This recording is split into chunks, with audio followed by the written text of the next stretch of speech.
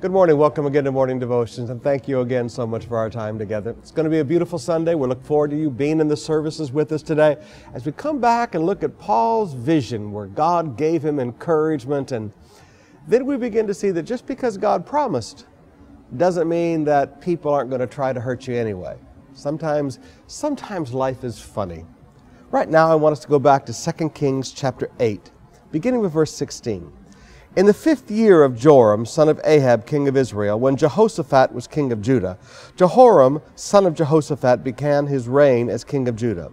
He was 32 years old when he became king, and he reigned in Jerusalem 8 years.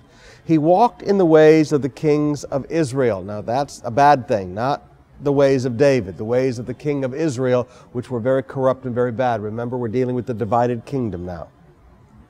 As the house of Ahab had done. For he married a daughter of Ahab. He did evil in the eyes of the Lord. Now, why did his life become so corrupt? For he married a daughter of Ahab. Why did his life become so corrupt? For he married a daughter of Ahab.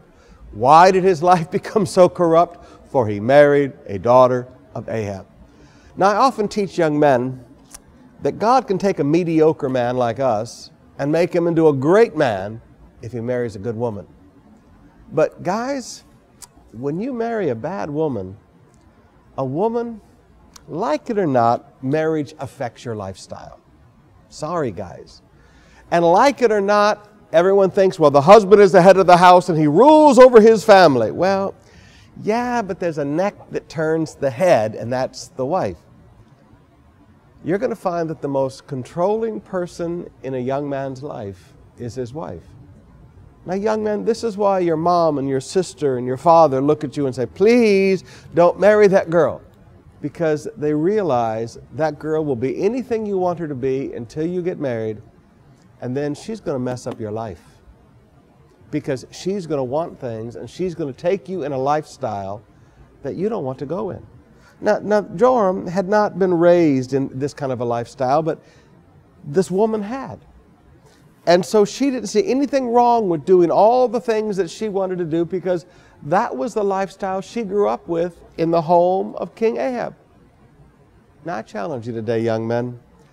Look past the beautiful smile and the twinkle in their eyes and a little flip of their hair. Look past that. Marry a woman, court a woman. Don't even talk about marriage yet. Court a woman with a good heart. A woman who's going to help you live for God. A woman who's going to be a great mother. A woman who is going to be a joy and a pleasure for the rest of your life, and not pull you from God, but pull you to God.